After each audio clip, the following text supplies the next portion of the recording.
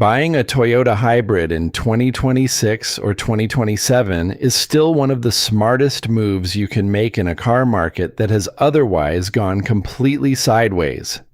And there are 10 specific ways to get it wrong. 10 mistakes that will cost you somewhere between a few $100s a year and about $15,000 in one afternoon. That's the whole video. 10 mistakes, the mechanism behind each one, the actual numbers, and the exact arithmetic you can run on your own driving before you sign anything. Let me start with the 15,000 because it isn't hypothetical. Earlier this year, a Toyota dealer in Greensboro, North Carolina, put a dealer adjustment of 52,435 on a 2026 RAV4 XLE Premium, taking the price from $49,334 to $56,369, and that was before an administrative fee of a few hundred more. Same car, same build sheet, same warranty. The only thing that changed was who was standing behind the desk. And the reason they could do it is the same reason you're watching this. The national average for a gallon of regular cost $4 this spring for the first time since August of 2022. Everybody went hybrid shopping at once, and a certain kind of dealer read that as an opportunity. I've had a lot of these apart. Transaxles, inverter loops, packs out on the bench with the service plug pulled and the multimeter still in my hand. I'm not here to talk you out of a Toyota hybrid. I'd buy one. I'm here to stop you making the 10 mistakes I keep watching people make with them. 2 of those are worth waiting for specifically. Mistake number 3 is about the battery. Not the big one that everybody's scared of. The little one. The one that costs about $180 and gets misdiagnosed as a $4,000 pack failure often enough that shops have a name for the phone call. And mistake number 7 is a fluid your dealer will offer to change at 60,000 miles that Toyota's own maintenance schedule doesn't call for until 150,000 miles. Stick around for that one. It's the cleanest example in this whole video of somebody being paid to know something you don't. Here's the thread running through all 10, and if you take nothing else, take this. In a Toyota hybrid, the part you are afraid of is almost never the part that costs you money. The traction battery is the boogeyman. The traction battery is also, statistically, fine.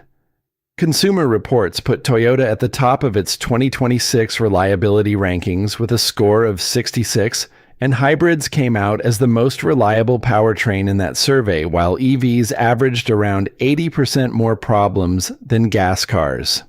So no, this isn't a hit piece on hybrids, it's the opposite. The engineering is sound, and the 5th generation setup in the current cars is the best version of it yet. Which is exactly why the money doesn't leak out where you think it does. It leaks out of the buying process, the service drive, the trim you picked, the commute you actually have versus the commute you imagined, and a $20 filter behind your back seat that nobody ever told you existed. Let's go. Mistake number 1. Assuming the hybrid badge saves you money without ever doing the arithmetic on your own driving. It usually does. It doesn't always. And the amount varies by a factor of 4, depending on facts about your life that no salesman is going to ask you. Here's the arithmetic, and it's the same 3 steps every time. Take your annual mileage, divide it by the combined rating of the hybrid, then divide it by the combined rating of whatever you'd otherwise be driving. By the way, if you're trying to keep your car running for as long as possible without wasting money at the repair shop, I put together a guide called the 500K Mile Car Care Bible.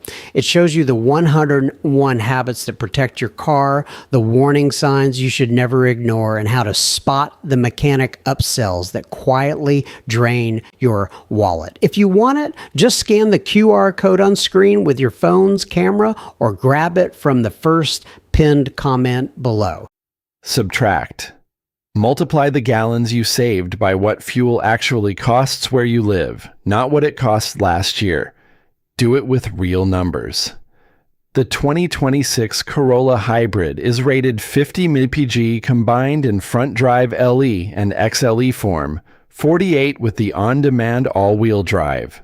Call the gas compact your cross-shopping 35 combined. That's my estimate. Check the sticker on the actual car and put 15,000 miles a year on it. That's 300 gallons against 429. 129 gallons saved. At the national average of about $4.06 a gallon, that's a little over $500 a year. $500 a year is real money. It is also not enough to justify a $4,000 price gap, and it is nowhere near enough to justify a markup. That's the whole point of running the number instead of feeling it. And notice what the arithmetic is sensitive to, not the car, your mileage, and the price of fuel. Fuel went from $2.81 at the start of January, the lowest national average in years, to over $4 by spring. Anybody who tells you they know where it goes next is guessing. Which brings up the part of the equation almost nobody adjusts for. Mistake number 2. Buying a hybrid for the exact duty cycle it's worst at, and then feeling cheated when the numbers don't show up. A hybrid's advantage is biggest in warm weather stop and go. Its advantage is smallest, sometimes almost invisible, on short trips in the cold. This is not a Toyota problem. It's physics, and the federal numbers are blunt about it. In city driving, a conventional gas car's mileage runs about 15% lower at 20 degrees than at 77, and as much as 24% lower on 3 to 4 mile trips. The effect on hybrids is greater. Figures run to a 20 to 40% decrease in cold city driving and 25 to 45% on short trips. Here's the mechanism, and once you see it, you'll never be confused by a winter tank again. The gasoline engine in a Toyota hybrid isn't just there to make power. It's the heat source. Cabin heat, catalyst light-off, coolant temperature for the whole system. All of it comes from burning fuel. In summer, the engine can shut off for long stretches, and the electric side carries you. In January, on a 4-mile run to the store, that engine is running most of the way whether you need the power or not, because the car needs the heat. About 2/3 of the extra energy an electrified vehicle burns in the cold goes to heating the cabin. So what do you do with that? If your driving is mostly sub-5-mile hops in a cold climate, be honest about it. You'll still save fuel, but budget for a real-world average well under the sticker, and don't let anyone sell you the premium trim on the strength of a number you'll see in July and not in February. And second, combine trips, fewer cold starts, and skip the long idle warm-up. Most manufacturers say drive off gently after about 30 seconds. A hybrid rewards that more than a gas car does, because every minute the engine runs to make heat is a minute it isn't making progress. That's the part where the car isn't at fault. Now here's the part where the panic is misplaced. Mistake number 3, being terrified of the wrong battery. Every Toyota hybrid has 2. The big one, the traction pack, is the one that owns rent-free space in everybody's head. And Toyota has quietly taken most of the risk out of it. Starting with the 2020 model year, Toyota extended hybrid battery coverage from 8 years and 100,000 miles to 10 years from date of first use, or 150,000 miles, whichever comes first. The rest of the high-voltage hardware, the control modules and the inverter with converter, stays at 8 years or 100,000 miles. 2 different clocks, and people confuse them constantly. The bit that matters most if you're buying used, that battery coverage transfers to every subsequent owner. A used 2020 or later Toyota hybrid arrives with whatever's left of the 10 years or 150,000 miles. And the standard for a claim is capacity-based. Toyota's language covers the traction battery remaining below 70% of original capacity, which also tells you what isn't covered: gradual, normal aging that hasn't crossed that line. What does a pack cost outside warranty? Here the sources genuinely disagree, and I'm going to say so rather than pick the scary number. Dealer side estimates put the range at $2,000 to $8,000 depending on model and year. Cost guides narrow Toyota specifically to something like $2,500 to $5,000 for a Camry, RAV4, or Highlander. And an owner pricing a genuine part on a dealer parts page found an OEM battery listed at $3,989. I'd plan on $4,000 to $5,000 installed at a dealer and be pleasantly surprised. Now the actual failure.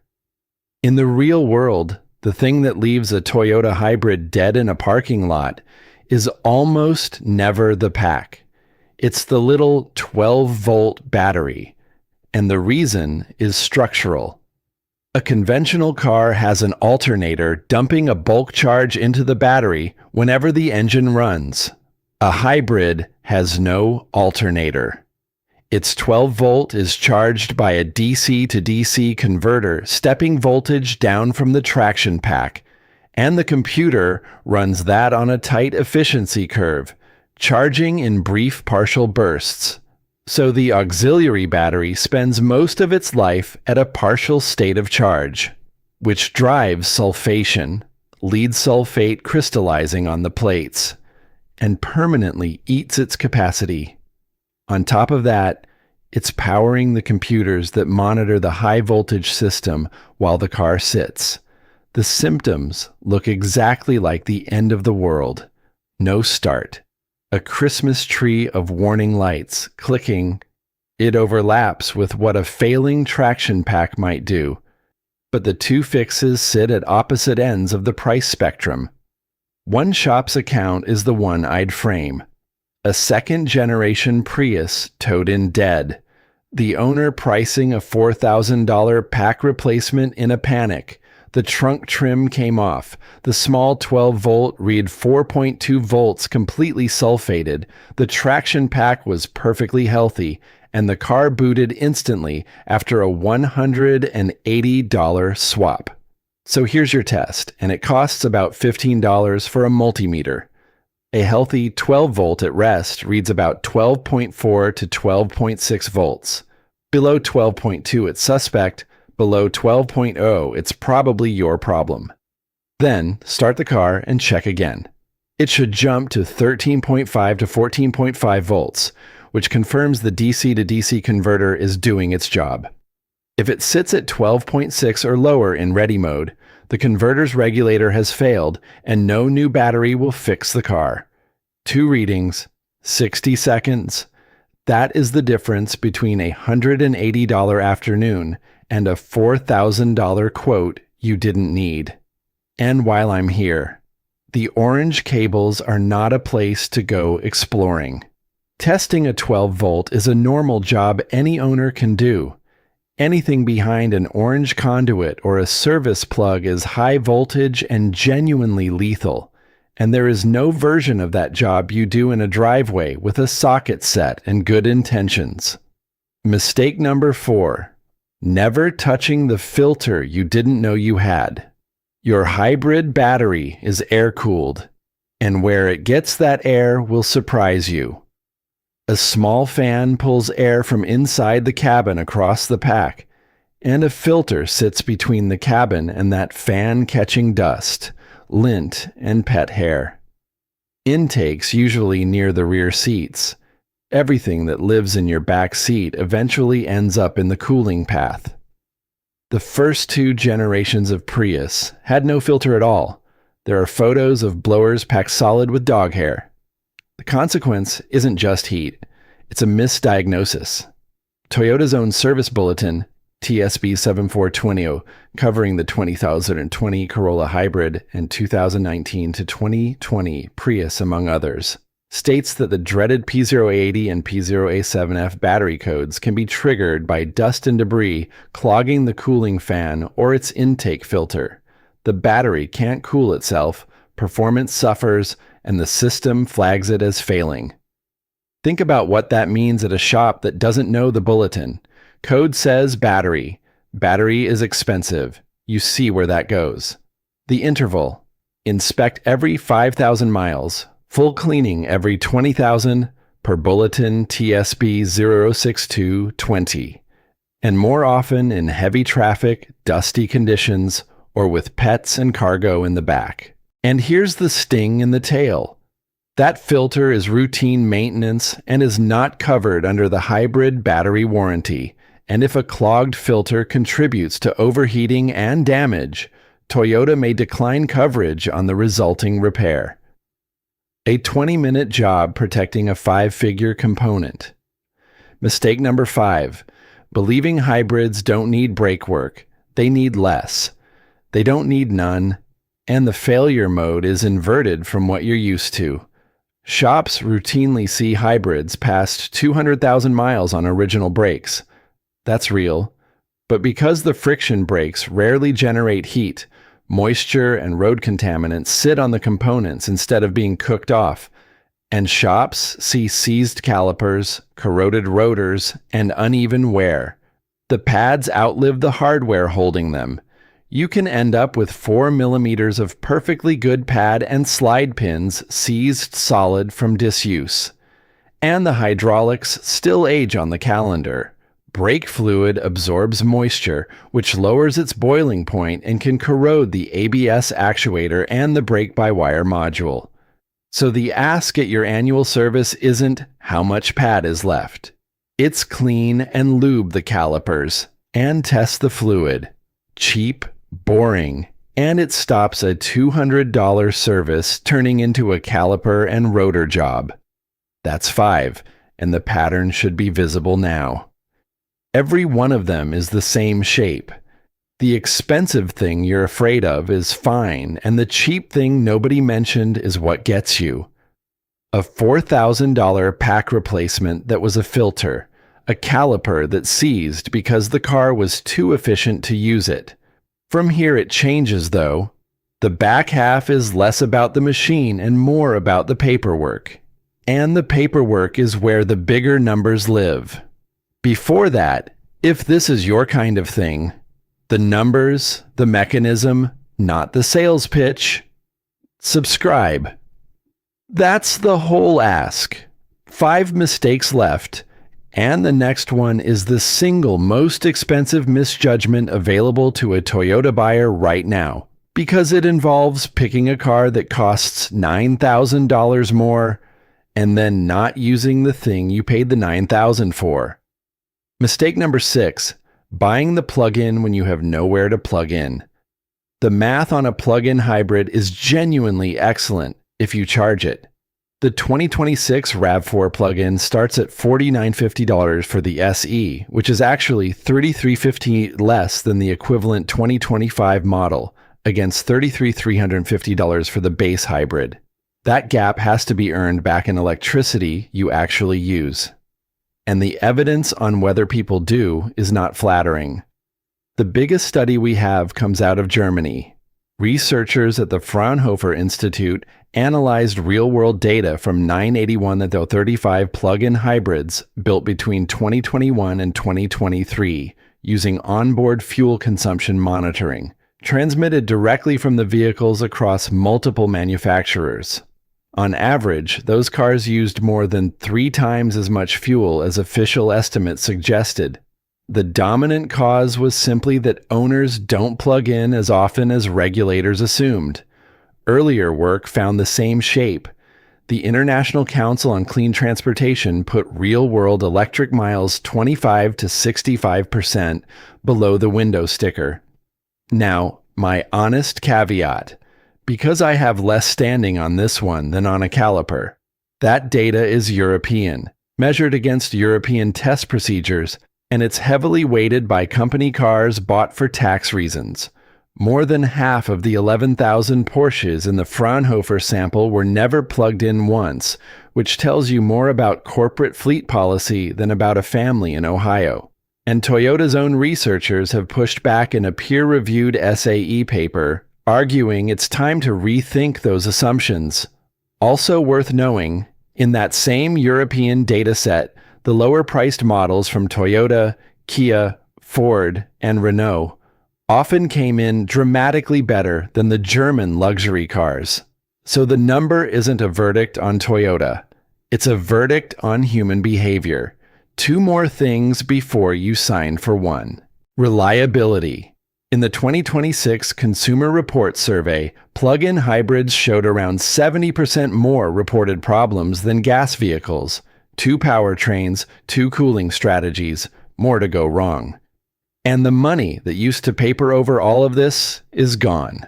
The federal credit for new EVs and plug-in hybrids expired on September 30th, 2025 under the One Big Beautiful Bill Act. If you're being quoted a plug-in price built on a $7,500 assumption from 2024, that assumption is dead. The test is one question, and it's not about the car. Do you have a place to plug in every night? A garage outlet, a driveway, a workplace charger? If yes, the plug-in can be brilliant. If the honest answer is, I'd figure it out, buy the standard hybrid and put the $9,000 somewhere. It'll do something. Mistake number 7, letting the service drive write your maintenance schedule. Here's the one I flagged. There's an owner on the RAV4 forums whose dealer recommended replacing the inverter coolant every 60,000 miles or 6 years, and he couldn't find anything in his owner's manual to support it. Another owner with an Avalon hybrid got told at 57,000 miles that a 60,000-mile hybrid service was due, consisting of changing the inverter and engine coolant. Now go read the schedule. Initial inverter coolant replacement at 150,000 miles or 180 months. Replace every 50,000 miles or 60 months thereafter. For the engine loop, 10 years or 100,000 miles. Then every 5 years or $50,000, and the two loops are completely independent of each other. That's not a rounding error. That's a service being sold at roughly a third of its interval. And it's not just coolant. The Atkinson cycle engine in these things runs cooler than a conventional gas engine, which is why the iridium plugs are on a 120,000-mile interval. Engine and cabin air filters are every 3 years or 30,000 miles. And you can do both yourself in a parking lot. Where I'd go beyond the book is the transaxle. Toyota specifies inspect at 60,000 miles on the hybrid eCVT, which uses Toyota Genuine ATF-WS, and inspect on a sealed unit means, in practice, nothing happens. Long-term owners who've had the fluid analyzed argue for an early first drain and fill to clear break-in wear metals, then roughly every 60,000 after that. That's a drain and fill, not a flush. And it's my read rather than Toyota's instruction. I'm telling you, it's an opinion because it is one. And here's a thing I've never seen properly explained. Why is the inverter loop's interval longer than the engine's when it's cooling delicate electronics through a fine passage aluminum heat exchanger? The best explanation I've got is that there's no combustion blow-by contaminating it and the electronics don't get as hot, so the coolant degrades slower. That's the reasoning technicians offer, and it makes sense to me. But I've never seen Toyota spell it out, and I'm not going to pretend a plausible theory is a documented fact. Your defense is a free PDF. Download the warranty and maintenance guide for your exact model year from Toyota's site. Find the table, and when a service is recommended, ask which line item it corresponds to. If it isn't in the book, ask for a measurement. Test strips, a reading, something. If they can't produce one, it's optional. Mistake number 8. Buying the trim that eats the fuel economy you paid for. The Prius LE front drive is rated up to 57 mEpg combined. one of the highest ratings of any new vehicle, and 54 on the all-wheel drive trims. On the Camry, the LE front drive returns 51 combined, while the sportier XSE all-wheel drive still shows 43, 8 miles per gallon, same nameplate, same showroom. Bigger wheels, wider tires, more weight, another motor. Nothing wrong with wanting the sporty one. Just know you're buying a fuel economy penalty of roughly 15% forever and price it in. Mistake number 9. Treating a first-year redesign like a decade-old design. Toyota earns its reputation on carried-over engineering. That reputation is weakest in year 1 of a new car. Case in point, in December of 2025, Toyota opened a safety recall on certain 2025 to 2026 Camry and 2026 Corolla Cross hybrid vehicles, about 55,000 in the US, over a loose inverter bolt that could cause loss of propulsion or a fire, with customer notification set for mid-February 2026, and Toyota estimating only about 1% of the recalled cars were actually affected. Note the sequence: notify first, remedy later. Owners on the forums were 4 months past the announcement, with VINs coming up positive and no fix available. While a Toyota technician in the same thread said he'd never had a single Camry come in with the issue.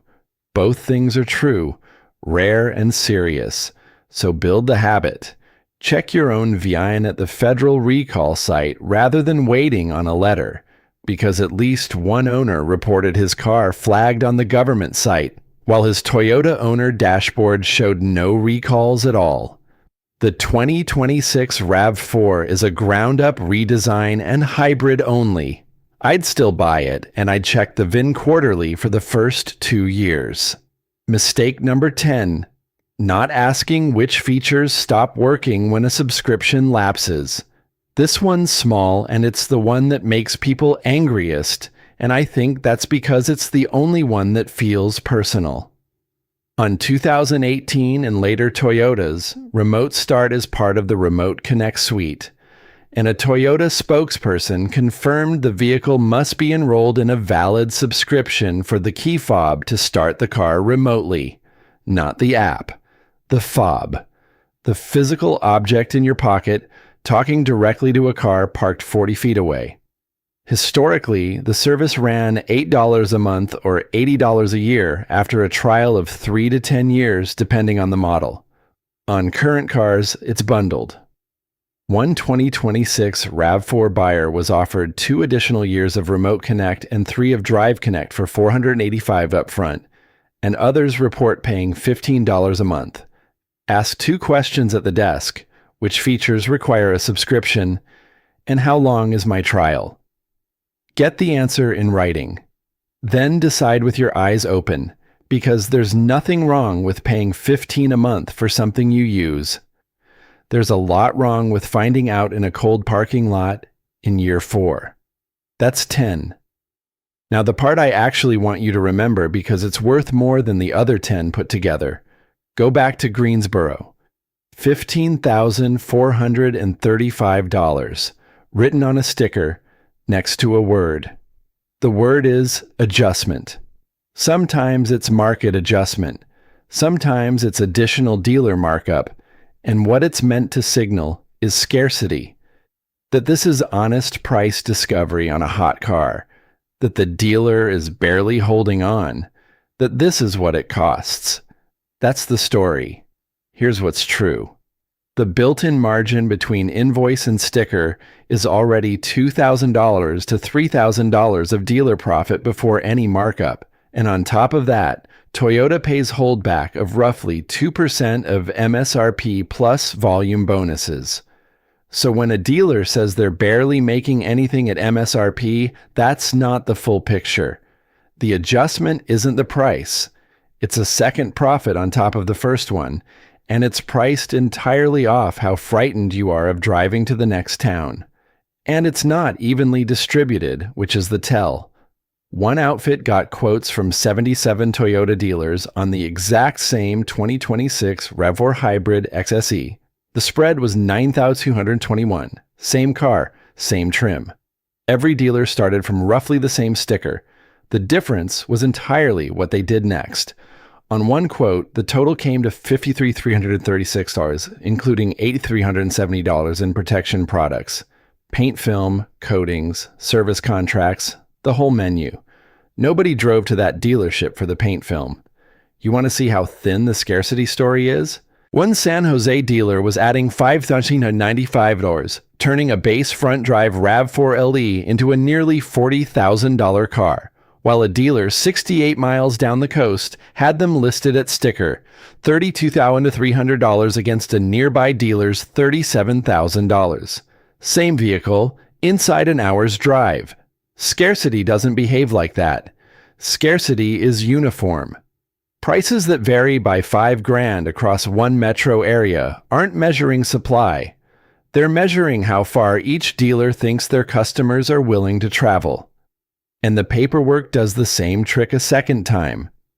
Dock fees are capped by law in some states and completely uncapped in others. And in the uncapped ones, they've drifted into the $800 and $900 range for a clerk filling in a form. Then there's the fee that isn't a fee at all. Owners in a Corolla hybrid thread got hit with something a dealer called a supply and demand fee. And the reaction from other owners was unanimous. It's a markup wearing a costume. There's a line on a form and a hope that you'll assume anything printed in that column is mandatory. None of it is mandatory. Not the adjustment, not the protection package, not the nitrogen in the tires, not the pinstripe. The only things you are legally required to pay are tax, title, registration, and the destination charge printed on the federal window sticker. That last one is genuinely non-negotiable, and it's set by Toyota, not the store. Everything else is a negotiation that somebody has framed as a formality. So here's what to do with that. And it takes about an hour. Email the internet sales manager at every Toyota dealer within a 200-mile radius. Ask for an out-the-door price on a specific stock number and say nothing else. Out the door is the magic phrase. It forces every fee onto one line where you can compare them. Then let the spread do the work. Somewhere in that 77 dealer study is your car at $9,000 less, and the only thing standing between you and it is a drive you'd happily make for a family wedding. They are not counting on your ignorance about hybrids. They're counting on your reluctance to drive 90 minutes. That's the whole business model of an adjustment sticker, and it stops working the moment you're willing to. Here's the thing I keep coming back to with these cars. The hybrid transaxle is, mechanically, one of the simplest drivetrains ever put in a mass-market car. No torque converter, no clutch packs, no belts or bands, a planetary gear set, 2 motor generators, and a computer deciding what does what. Which is why these things run to 300,000 miles on taxi duty. 25 years of refinement went into removing things, not adding them. And then that beautiful piece of engineering arrives on a lot, and $8,000 of paint film gets stapled to it. That's the gap I want you to notice. The machine got more honest, and the transaction got less. Nobody engineered the adjustment sticker for durability.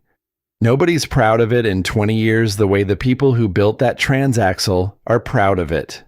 One of those is craft, and one of those is a sentence somebody wrote in a meeting. And the reason it's worth knowing the difference is that you can only be fooled by the second one if you can't tell them apart. Understanding your own car isn't a hobby. It's the thing that lets you sit at a desk, hear a number, and know whether it's engineering or theater. So, the whole thing in order. 1. Run the arithmetic before you fall in love. Annual miles divided by each car's combined rating. Subtract, multiply by local fuel price. 2. Adjust that number for your actual driving. Cold short trips cost a hybrid 20 to 40% in the city and up to 45 on sub 4 mile runs. Combine your errands and skip the long warm-up. 3. Buy a $15 multimeter. 12.4 to 12.6 at rest, 13.5 to 14.5 running. 2 readings tell you whether you're looking at a $180 battery or a converter fault, and neither of them is the pack. 4. Find the hybrid battery cooling filter near the rear seat, inspect it every 5,000 miles, clean it every 20,000. It's not covered by the battery warranty, and a clogged one can throw the exact codes that get packs condemned. 5. At every service, ask for the calipers to be cleaned and lubricated and the brake fluid tested. On a hybrid, the hardware fails before the pads do. 6. Only buy the plug-in if you have a place to plug it in every night. No federal credit exists for purchases after September 30th, 2025. 7. Download the warranty and maintenance guide for your exact model year and keep it on your phone. Inverter coolant at 150,000 miles, then every 50,000. Engine coolant at 100,000. Plugs at 120,000. If a recommended service isn't in that table, ask which line item it is and ask for a measurement. 8. Check the MPG difference between trims before you pick one. 8 combined on a Camry. 3 on a Prius. It's yours forever. 9. On a first-year redesign, check your VIN yourself at the federal recall site every few months. And don't assume the manufacturer's own dashboard is current. 10. Ask which features need a subscription and how long the trial runs in writing before you sign. And the 11th, worth more than the rest, email every dealer within 200 miles. Ask for an out-the-door price on a stock number and take the best one. The spread on one identical RAV4 across 77 dealers was 9,221s. Now here's the procedure for the actual decision, because should I buy one has a real answer and it's not a vibe. Get the out-the-door price on the hybrid and on the closest gas equivalent. Real quotes, not sticker. Take the difference. Run your annual fuel savings using your mileage and your local price. Divide the price gap by the annual savings. That's your payback in years. Under 4, buy the hybrid and stop thinking about it. 4 to 7, it's close. And I'd lean hybrid anyway because Toyota hybrids hold resale strongly and drive better in traffic.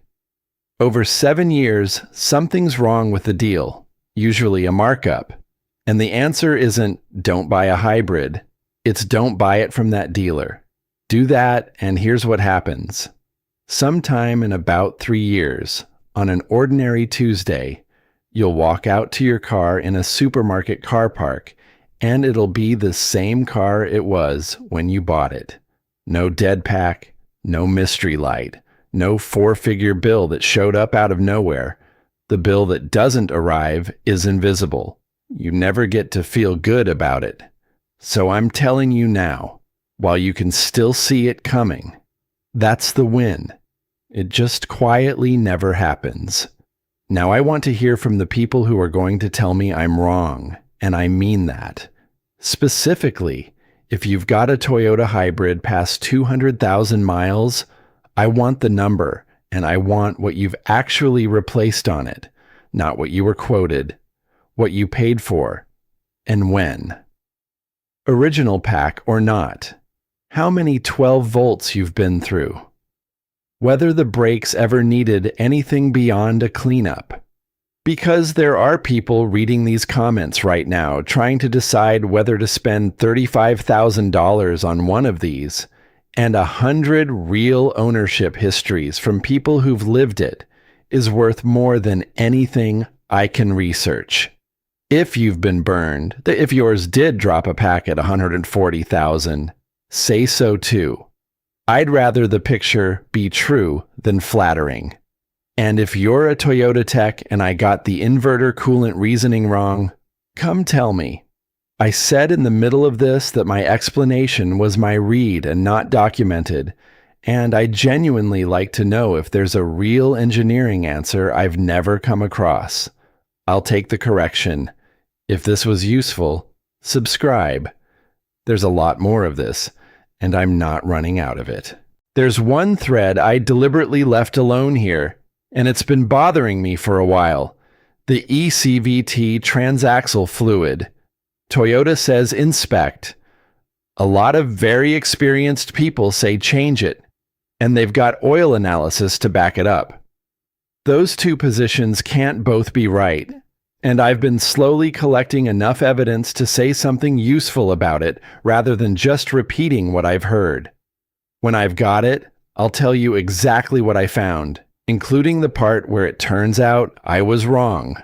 Until then, run the numbers, read the schedule, and make them tell you what every line on that form is actually for.